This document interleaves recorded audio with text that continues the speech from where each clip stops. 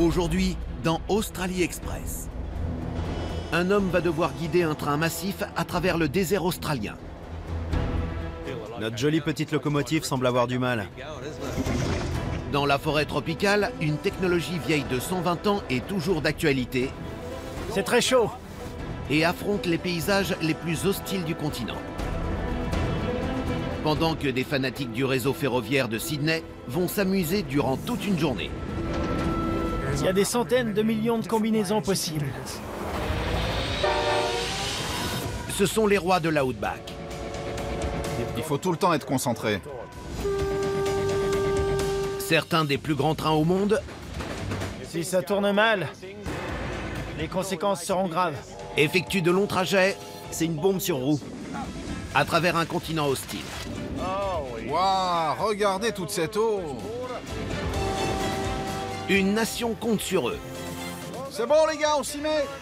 et sur les équipes qui entretiennent ces monstres de métal. Ma jolie. Ils transportent des quantités de nourriture, marchandises et minéraux sur des kilomètres. On est vraiment au milieu de nulle part. Des grands trains, Ça va être un défi pour nous. un grand pays. Personne l'a encore fait. On va voir.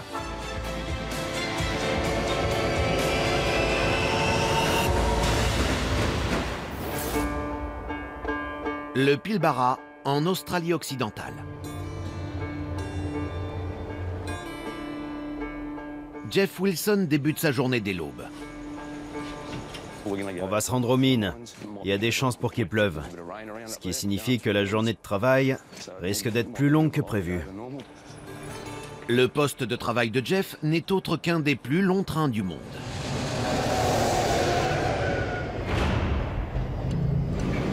J'adore ce boulot parce que je suis dehors, je fais mon truc, je suis responsable de mes actes.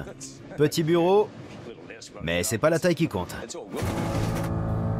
Jeff conduit des trains depuis 30 ans, la concrétisation d'un rêve d'enfance. Quand j'avais 3 ou 4 ans, mes frangins et moi allions jusqu'au chemin de fer qui se trouvait à Chinchilla. Et on regardait les cheminots et les trains passer. Tout le monde bossait ensemble et semblait s'éclater. Et c'est exactement ce que je voulais faire une fois que je serai grand. Ma carrière et mon rêve de gosse que j'ai pu réaliser. Mais Jeff a de lourdes responsabilités. Il doit être affûté physiquement et mentalement. J'ai signé la décharge, j'ai tous les documents du jour et je vais effectuer un test d'alcoolémie.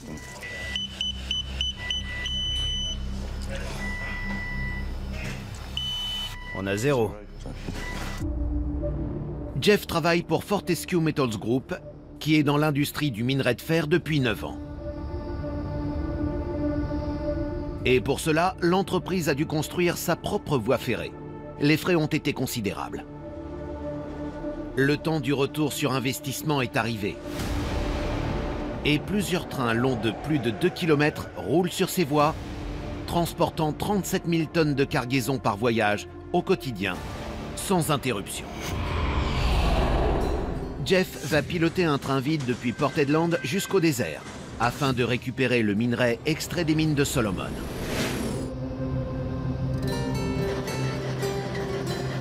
Dans cette région hostile, Jeff va devoir surveiller tout ce qui pourrait empêcher sa progression. Un rail endommagé pourrait nous causer des pépins. Des vaches sur la voie ferrée aussi. Ça pourrait immobiliser le train pour une durée indéterminée. Jeff va devoir user de son expérience pour éviter les retards sur ce trajet qui est essentiel à Fortescue, car la compagnie joue plusieurs milliards de dollars sur chaque convoi. Il nous faudra entre 6 et 7 heures. Il y a beaucoup de vent aujourd'hui et il va nous ralentir un peu. Et s'il commence à pleuvoir, ce sera encore pire. Mais avant même de partir, Jeff rencontre un problème. Pas de freinage électrique pour le moment. Un des câbles doit être défectueux. C'est pas bon signe. Mais on va réparer ça. J'ai aucun signal ici, donc mes gars vont localiser la panne et tout remettre en ordre. Il doit absolument respecter son délai. La mission débute mal.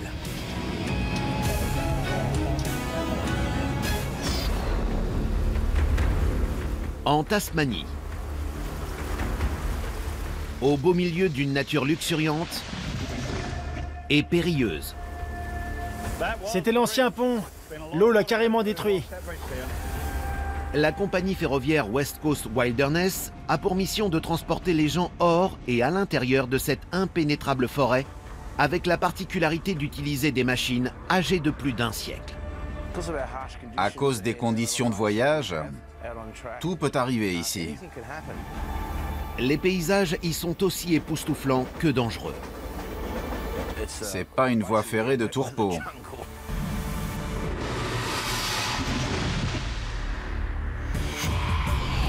Une seule ligne traverse la forêt et la chaîne de montagnes située entre Queenstown et Strahan. La maintenance de la voie demande un travail permanent, dépendant de Boga et son équipe. On doit s'activer pour qu'ils puissent passer. Tous les jours, ils inspectent la ligne à l'aube, à bord d'un camion capable de rouler sur route, mais aussi sur rail. On fait un tour avant les trains, afin de sécuriser la voie pour les passagers et le personnel. La sécurité est une priorité. Boga et son équipe s'arrêtent à chaque station pour y tester l'équipement. Superviseur, garderie Nadina, vérification de routine. Qu'est-ce que tu me reçois? J'effectue cette vérification parce que si un de nos passagers est malade ou blessé, on peut communiquer avec la civilisation. On est responsable de toute la voie. On est à l'affût du moindre petit pépin. Et il y en a toujours. Et pendant que Boga et son équipe inspectent la voie, Ça pèle! 2 trains remplis de passagers se déplacent depuis chaque extrémité de la voie ferrée. L'ABT numéro 5 est parti de Strahan. Barry Walding en est aux commandes. Et l'ABT numéro 1, qui part de Queenstown, est conduit par Bob Smith. La voie a été construite en pleine nature en 1894. Afin de fluidifier le trafic, les trains doivent se donner rendez-vous à la boucle centrale. Le respect des horaires est impératif. Si on reste dans le rythme, tout marche à la perfection. Mais le moindre retard peut tout faire capoter en un instant. Les trains étant déjà en mouvement, Boga doit terminer son inspection au plus vite. Et devant lui, Oh non, un arbre est tombé. On va devoir le dégager rapidement. Premier arrêt, Berala, puis Regents Park, Birong, Yaguna, Monkstown et toutes les stations jusqu'à Sydenham. Je connais par cœur. Sydney. Ici, plus de 5 millions de personnes ont la possibilité de se déplacer grâce au réseau ferroviaire de la ville, le plus grand d'Australie. 350 trains y circulent à l'heure de pointe et on les contrôle ici. Pour transporter au quotidien le million de passagers, 2191 wagons effectuent 3252 trajets parfaitement programmés. Le moindre petit retard peut avoir des conséquences désastreuses sur l'ensemble du réseau. Et on doit s'adapter et réfléchir vite. Le réseau est généralement utilisé par les travailleurs de la ville. Mais certains cherchent à le conquérir lors d'une course, pas comme les autres. Débutant et terminant leur parcours à la gare centrale, les concurrents vont tenter de traverser les 178 gares qui composent le réseau ferroviaire de Sydney en une journée.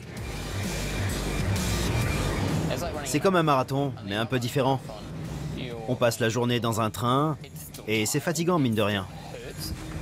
On le fait comme les gars qui escaladent des montagnes pour le défi. John, fonctionnaire, est le vétéran de ce jeu. Je fais ça depuis toujours. La première fois que j'ai commencé, j'avais 15 ans. Colin, consultant informatique, est le champion en titre et détenteur du record actuel qui est de 15 h 54 minutes et 14 secondes. Je travaille sur mes trajets en permanence. J'y réfléchis beaucoup. Et il vaut mieux parce qu'il existe des centaines de millions de combinaisons possibles. Mais n'oublions pas Ben, développeur web. J'utilise les applications en temps réel avec ferveur. Elles vont m'aider à me guider à travers ce vaste labyrinthe. Elles sont essentielles pour me repérer. Ils vont courir les uns contre les autres avec pour objectif de battre le record actuel. Ce qui motive, c'est de battre le record et de figurer en première place sur la page du réseau social du groupe. Les règles sont simples. S'arrêter à chaque station une fois. Prendre des photos de certaines stations pour prouver notre passage. C'est assez marrant. Un véritable travail de titan. Il faut beaucoup de préparation et surtout courir vite. Il faut être organisé, persévérant et surtout motivé. C'est bien beau d'avoir un plan en tête. Mais si tout le réseau se plante, il n'y a rien à faire. J'ai entendu parler de cette course. Elle existe depuis quelques années. Si j'avais un conseil à donner aux participants, ce serait de faire autre chose de leur journée.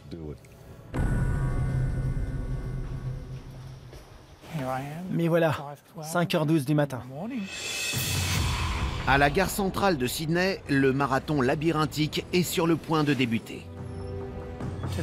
Je vais essayer de battre le record pour la 3e fois.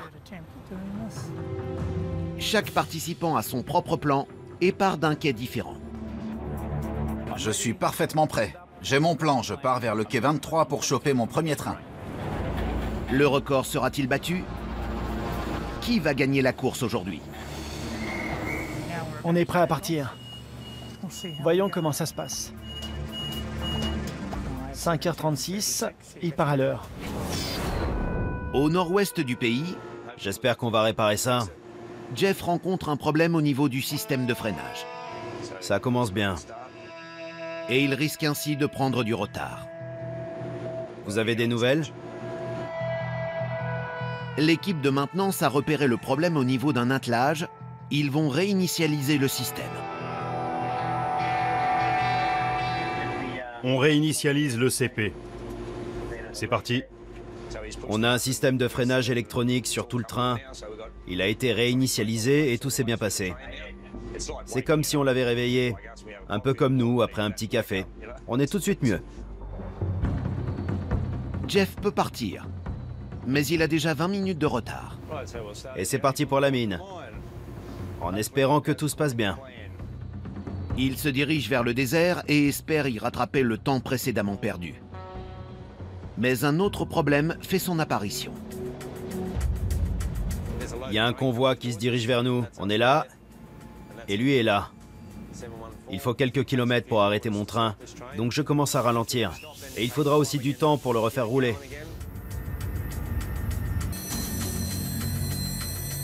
Maintenant, on va attendre que l'autre train passe. On va vérifier qu'il n'y a rien d'autre derrière. Il faut qu'on soit sûr que tout va bien. On repart dans 1 minute, dès que je suis sûr que la voie est libre. On peut y aller, on a eu le feu vert. Cette vieille fille est capricieuse au démarrage. On devient tous pareils avec l'âge. Se déplacer demande plus de motivation. On devient paresseux. Avant que Jeff ne fasse accélérer son train de 2 km 700 de long, On va de nouveau s'arrêter. Encore un retard, 10 ou 15 minutes. Ce train transporte près de 37 tonnes de cargaison. Il est interminable. Surtout quand on doit attendre qu'il passe.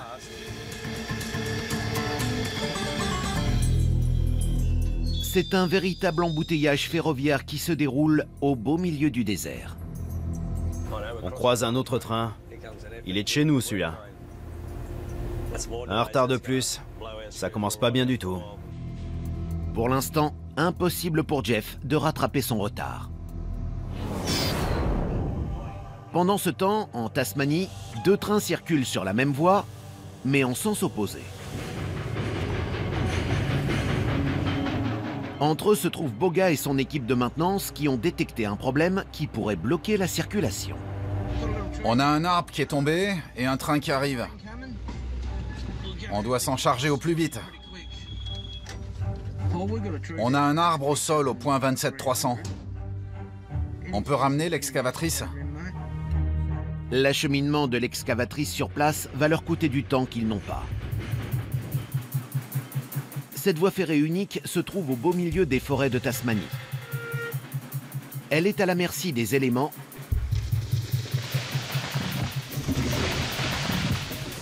ce qui la rend plus dangereuse que tout autre. La locomotive numéro 5 est sur le point de grimper une des pires montées de Strahan. Énorme. Barry doit rester attentif, car la moindre erreur pourrait avoir des conséquences désastreuses. Je surveille la plus importante jauge de toute la locomotive.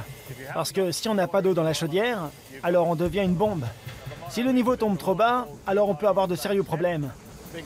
Et il ne vaut mieux pas être dans le coin dans ces cas-là. Plus loin sur la voie, l'excavatrice est arrivée. Boga et ses hommes passent à l'action. On va laisser Paul manipuler et nous on va couper la base. On doit faire vite parce qu'on a un autre train qui arrive. J'ai pas envie de faire attendre les passagers. La locomotive numéro 1 approche. Il y a peu de visibilité sur certaines zones. Apparemment, il coupe un arbre dans le coin. On est en plein virage et il risque d'arriver très vite. On a intérêt à se presser. C'est le plan que je vais suivre aujourd'hui. J'en ai déjà élaboré 1 791 392. Tôt dans la matinée, le défi des stations a débuté. Pour l'instant, personne n'est vraiment en tête. On est au changement de Wynyard. Les participants doivent trouver l'itinéraire proposant le moins de correspondances possible et les effectuer le plus rapidement possible. Tout ce qui est rouge est à 2 minutes au moins. Glenfield est le premier défi. Si j'y arrive pas, je perds au moins 1 heure. Rater sa correspondance peut réduire à néant les chances de victoire d'un participant. J'ai 4 minutes entre l'heure de départ de ce train et l'arrivée du prochain. Pour battre le record actuel, il faut prendre des risques en prenant des trains qui partent à quelques minutes d'intervalle seulement. Il faut un peu de chance pour ne pas les rater. Ben semble ne pas avoir de chance. Son prochain train n'arrive pas.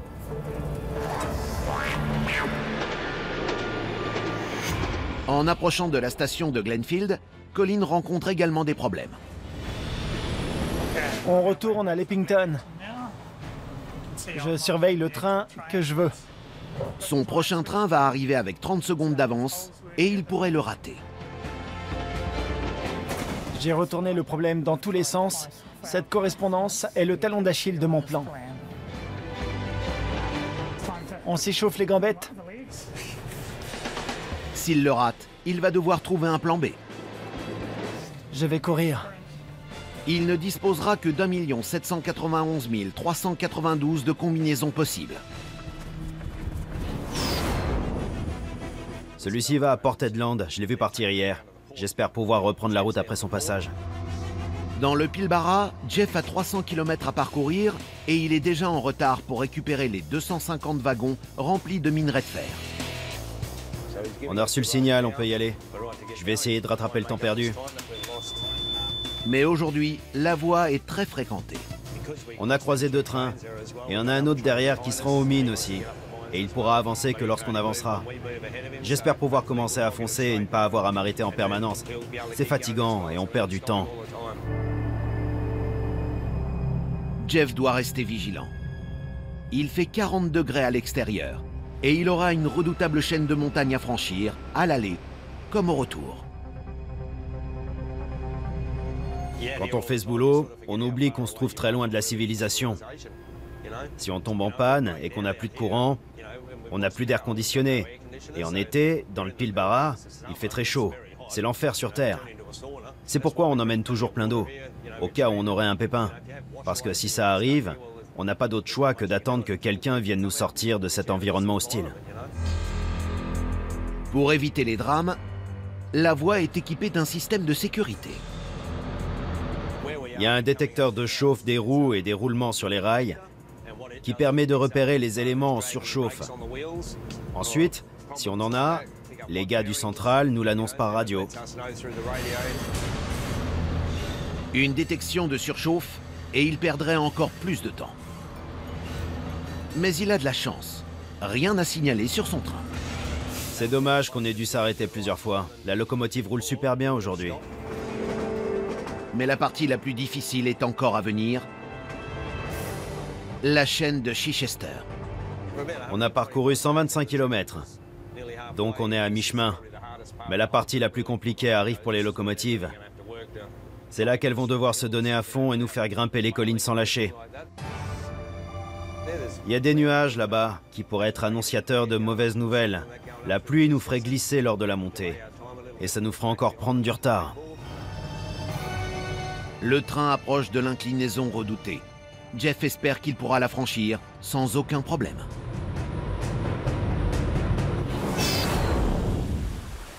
En Tasmanie, Boga et son équipe se hâtent afin de dégager un arbre tombé sur la voie ferrée, alors que deux machines à vapeur sont sur le point de s'y croiser. Les arbres tombent souvent sur la voie, et les gars de la maintenance doivent les dégager pour permettre la circulation des trains. C'est assez banal pour nous. La sécurité des passagers est la priorité. Certaines parties de la voie sont si étroites que des précautions spéciales doivent être prises. Les passagers sont conscients qu'ils doivent rester prudents au cours de ce trajet. À certains endroits, c'est très étroit pour le passage du train, donc ils n'ont pas le droit d'ouvrir les fenêtres. Et il y a aussi des ravins de 65 mètres de profondeur, donc nos portes sont toujours fermées à clé. La locomotive numéro 5 est déjà au point de rendez-vous. Les passagers s'étirent les jambes pendant que Barry se charge de l'aiguillage en attendant l'arrivée de l'autre train. Coupe tout. Plus loin, l'équipe de maintenance fait ce qu'elle peut pour dégager la voie au plus vite. Dégage-moi ça d'ici.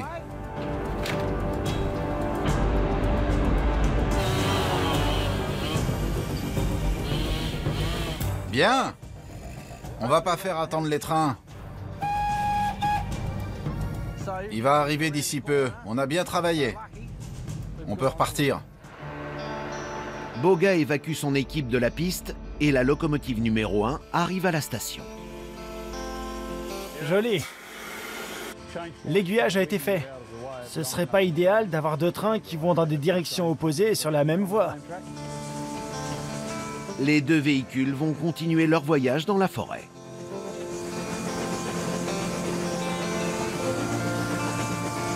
Ces locomotives ont été construites à Glasgow, en Écosse, puis livrées en Tasmanie pour transporter à l'origine le cuivre d'une mine située à Queenstown jusqu'à Strahan. La maintenance de ces trains a été confiée à cet homme, Mark Lowcock. Si nos passagers se retrouvent en panne au beau milieu de la forêt, c'est pas terrible pour notre image de marque. Aujourd'hui, Mark a reçu un message étrange en provenance de la locomotive numéro 1. Ils m'ont appelé pour me signaler qu'il leur manque un siège, alors il faut que je le fasse remplacer. C'est vraiment super étrange. Comment tu sors du train avec un siège sous le bras sans que personne ne le remarque? Mais ils ont une autre mission à effectuer. Mark et son équipe se dirigent vers Strahan pour se charger de la locomotive numéro 1 dès son arrivée, afin qu'elle puisse repartir dans les plus brefs délais. On a peu de temps, donc on croise les doigts en espérant qu'on n'aura pas de mauvaise surprise en arrivant sur place. Mais il y en a une de taille qui les attend à Strahan. On attend. Il n'y a pas de train. Ça nous met la pression, parce que ça nous laisse peu de temps avant que le train ne reparte. Chaque minute de retard du train est une minute de travail en moins pour nous. À Sydney, les adeptes du réseau ferroviaire de la ville se battent pour traverser l'intégralité de ce dernier au plus vite. Le détenteur du record, Colin, doit attraper un train en avance sur l'horaire prévu. S'il le rate, il n'aura plus aucune chance de battre ses concurrents et encore moins son propre record.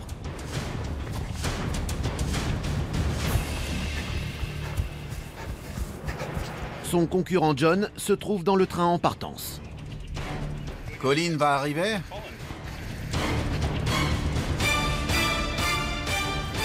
Félicitations! Je l'ai fait. Il décide de l'aider en s'assurant que le train ne parte pas sans lui. Salut. Salut Colin! Tu vas bien? Assieds-toi! Merci beaucoup. De l'autre côté de la ville, Ben rencontre quelques problèmes. Le voilà. Je suis là depuis 8 minutes. Le train devant moi était en retard. Les participants doivent s'adapter aux conditions changeantes du réseau et à sa forte fréquentation. C'est l'heure de pointe normalement, mais il y a moins de monde que d'habitude à cette heure. Ils doivent se souvenir que le centre de contrôle du réseau est le dernier décideur. Si un train est en retard de 3 minutes, on doit adapter le reste du réseau, changer les lignes, altérer les schémas d'arrêt. On ne peut pas pénaliser les autres trains à cause d'un seul fautif. On doit en permanence s'adapter et rester sur le qui-vive pour satisfaire nos utilisateurs. Malgré un départ laborieux, Ben est toujours dans la course. Je suis à Berora et il pleut. À part ça, tout va bien. Il va devoir effectuer une des plus difficiles connexions de son plan, la station de Epping.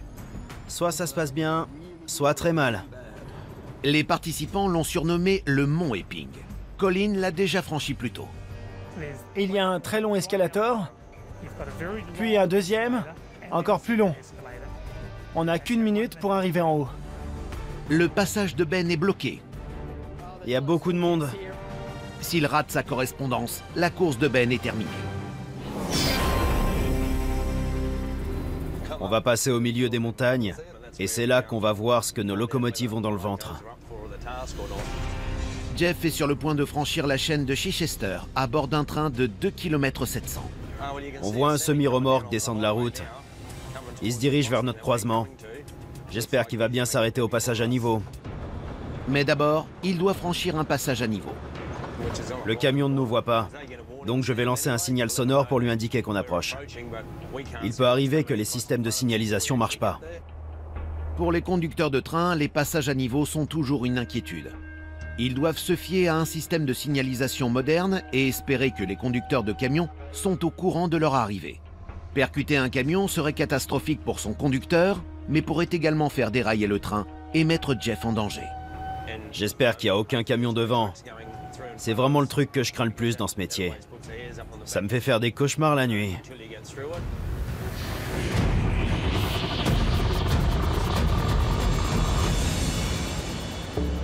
Le système d'avertissement est fiable et le camion attend sagement le passage du train. On commence la montée. On va bien voir ce que ça donne.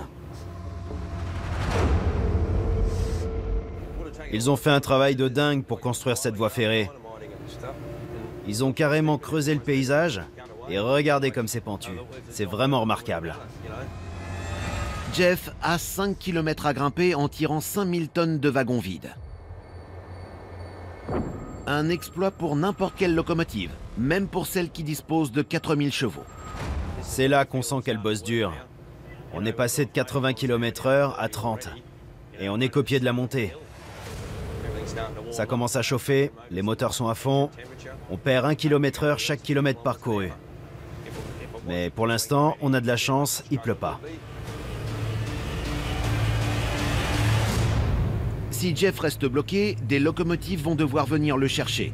De plus, il bloquerait et déréglerait toute la circulation sur la ligne. Il nous reste 3 km de montée et en un seul kilomètre, on a perdu 9 km/h. C'est l'endroit de la colline le plus incliné. Ça va sérieusement chauffer. Le sommet est en vue et le train est à la peine. On le sent. On sent que la locomotive fait ce qu'elle peut pour continuer. À Strahan, Mark et son équipe de maintenance attendent l'arrivée de la locomotive numéro 1. 1h moins 5. Et ils partent à 2h15. On a très peu de temps. Chaque minute de retard signifie qu'ils disposeront de moins de temps pour effectuer leur maintenance. Alors que la locomotive numéro 1 est en retard, la 5 se dirige vers la section la plus inclinée de la voie. Afin de grimper la montagne, le train de 50 tonnes a besoin d'aide. Une aide livrée sous forme de système de rails et de pignons conçu en 1882. La locomotive est équipée d'un rouage qui s'abaisse et s'encastre dans un rail denté qui aidera le train à monter. Mais la montagne est capricieuse et l'épreuve est si rude que la porte de la chaudière en est devenue rouge. C'est bien rouge. On sent que ça chauffe sérieusement. Pour Barry et ses passagers, la montée est longue, mais offre une vue imprenable.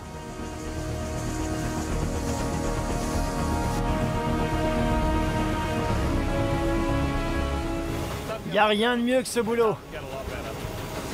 La locomotive arrive à une des gares. Barry peut donner à l'engin une boisson bien méritée. Les 3 choses essentielles pour qu'une locomotive fonctionne parfaitement, l'eau, le combustible et la vapeur. Il arrive, je crois. Le voilà. À Strahan, la locomotive numéro 1 arrive enfin, mais le temps d'intervention alloué à Mark et son équipe est passé de 75 minutes à 20. Ils vont tout d'abord remplacer le siège mystérieusement disparu. Et voilà. On trouvera l'autre. Il doit être dans le coin. Ils passent ensuite au frein.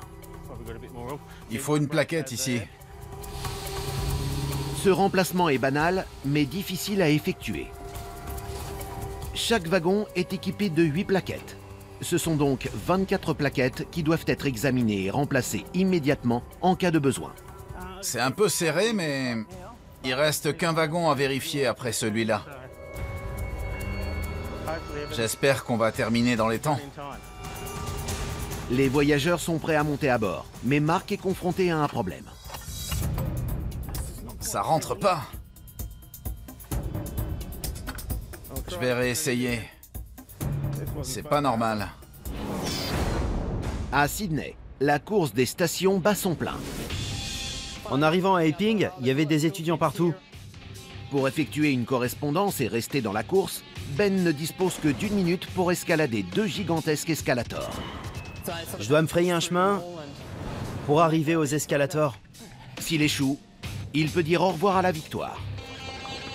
Si je tombe dans les escaliers, comme ça m'est déjà arrivé auparavant, je vais rater mon train.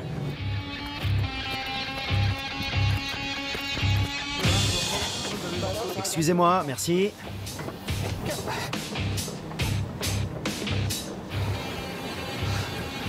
J'ai réussi. Tout va bien. 31 stations pour Ben, plus que 147. Colin, le champion en titre, avance de son côté. Il est à la recherche permanente des plus courtes correspondances possibles. John le suit de près et l'aide comme il peut.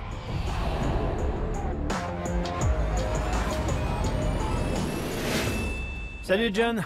Salut Colin, tu vas vers Cabramatta? Ouais, T'as de la chance.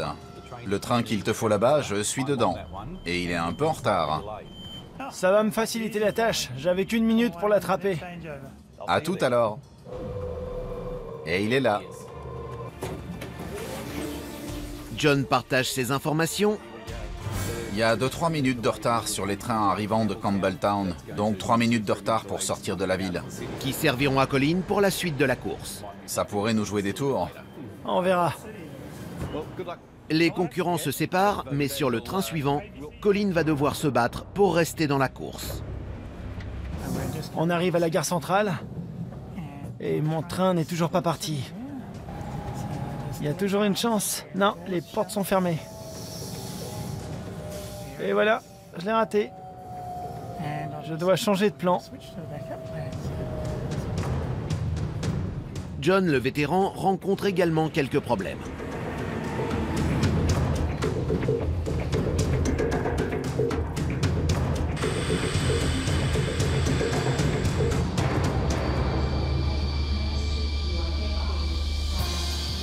Je devais l'attraper pour retourner à Homebush. J'ai pris 15 minutes dans les dents. Je dois trouver un plan de secours. Et il n'est pas seul dans cette situation. Je suis à Richmond. Mais j'ai raté la correspondance de Stratfield vers Flemington. Je dois retourner sur mes pas et ça va me coûter 30 minutes.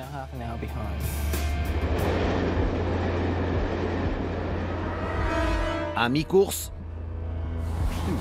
Laissez sortir les gens du train. la tension monte. On est presque au sommet. Il nous reste 3 petits kilomètres à monter. Et dans ces moments-là, la locomotive donne tout ce qu'elle a.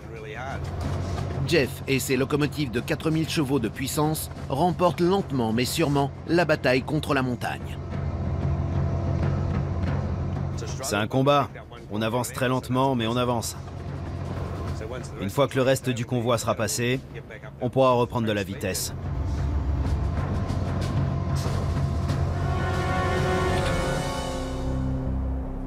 Il est au sommet. Il y a encore quelques collines à franchir pour l'instant. Tout a l'air d'aller, il n'y a pas de souci à se faire. Sous l'accablante chaleur, les locomotives tournent en permanence. Et le train aborde la seconde colline. On est à 27 km/h. On est presque au sommet. On a perdu 50 km/h rien que sur cette colline. Il ne pleut toujours pas, mais alors que Jeff combat la troisième montée, une nouvelle menace se profile à l'horizon. Il y a un feu. C'est assez effrayant qu'il y ait un feu, alors que tout est bien vert partout. Les feux sont dus aux éclairs. En cas d'incendie, les trains doivent s'arrêter à une certaine distance, et cela pour une bonne raison. S'il devient incontrôlable et vient vers nous, on va avoir de très gros problèmes. Les tuyaux entre les wagons pourraient fondre à cause de la chaleur. Ça pourrait engendrer de nombreuses complications. On m'a signalé que je peux avancer. C'est une bonne nouvelle, c'est déjà une inquiétude en moins. Jeff est presque à destination. Une fois en haut, on reprend de la vitesse. Ce sera parfait. On va peut-être même arriver à l'heure. Après un épique voyage de 300 km, le train de Jeff, composé de 250 wagons, arrive enfin aux mines. On arrive avec 1 minute d'avance. C'est propre. Je pensais pas arriver à l'heure. Je suis content, c'est formidable. J'ai accompli ma mission et j'ai bientôt terminé ma journée. Je suis heureux, ça me donne le sourire. Mais demain, il devra accomplir les 300 km du retour, chargé cette fois de 37 000 tonnes de minerai de fer.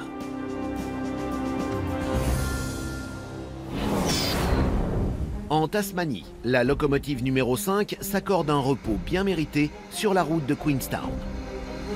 J'ai de délicieux gâteaux tout frais.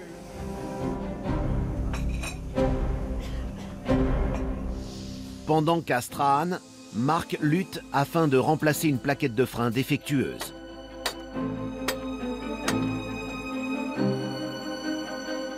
Le délai est serré. On a un dernier wagon à vérifier. On doit d'abord éteindre le générateur avant de passer en dessous. Ça se passe pas mal, mais il nous reste que 10 minutes. Les passagers montent à bord, mais ils ne partiront qu'une fois que toutes les plaquettes de frein auront été vérifiées. Mark rencontre un problème qui pourrait compromettre toute l'opération. C'était pas censé arriver. J'arrive pas à la mettre. Je vais réessayer. Les secondes passent, et Mark s'active pendant que les passagers continuent de monter à bord. T'en as un autre? Je vais changer pour voir.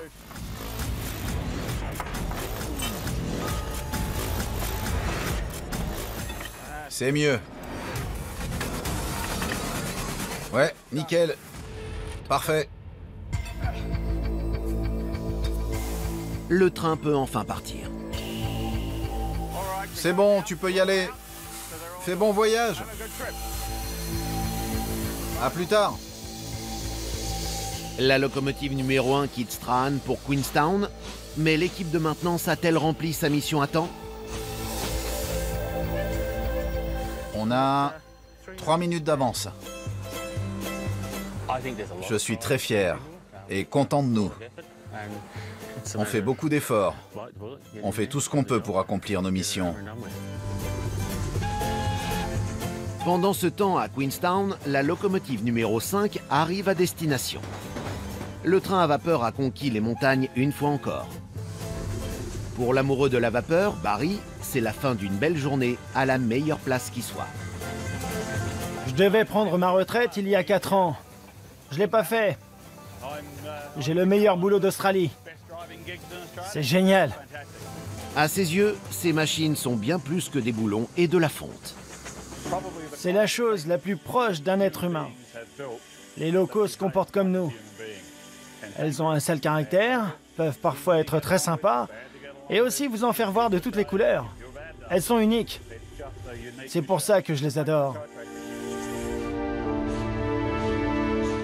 Ma partie préférée du travail, c'est d'être avec les touristes. Certains d'entre eux ne s'attendent qu'à une virée en train, mais on leur offre bien plus que ça.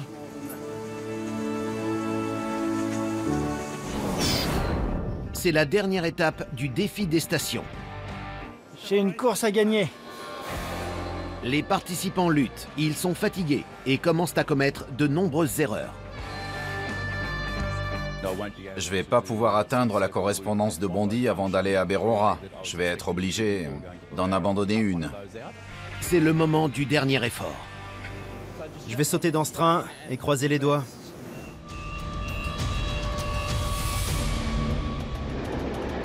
En fin d'après-midi, Je suis à MacArthur. Ben devient de plus en plus confiant. C'est bien, ça s'est bien passé. Beaucoup mieux que prévu. Quant à John, il a trouvé un moyen de rattraper son retard. J'ai trouvé un plan de secours et je peux encore atteindre la centrale avec un petit retard de 19 minutes seulement. La bataille pour la conquête du réseau continue.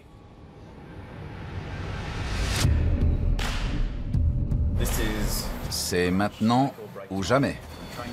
Le train pour Waterfall devrait attendre sur le quai et mon train devrait me déposer juste à côté. Si ça marche pas, je suis fichu.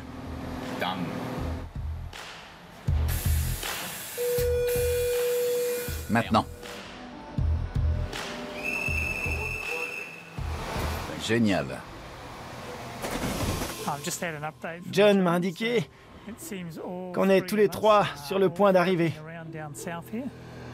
Le défi dure depuis 16 heures déjà, et la ligne d'arrivée se profile à l'horizon. Celle-ci se trouve à la gare centrale. Je reviens vers la ville depuis Waterfall. Je viens de passer la station de Mordale. En arrivant, j'espère avoir battu Colin. Nous sommes à Sydenham, le dernier changement. Je devrais avoir terminé à 22h24. Mais où en est Ben? « 178 stations. Ne voyant pas ses concurrents, il pense avoir gagné la course. Mais surprise, Colin, le champion en titre, est déjà là. 17 h, 8 minutes et 11 secondes. Pas aussi bien que prévu, mais je me suis bien débrouillé sur la fin. J'ai gagné pas mal de temps pour terminer à un peu plus de 17 heures. J'ai gagné, on dirait. Félicitations. Merci. Bravo. Toi aussi. Bravo. Merci.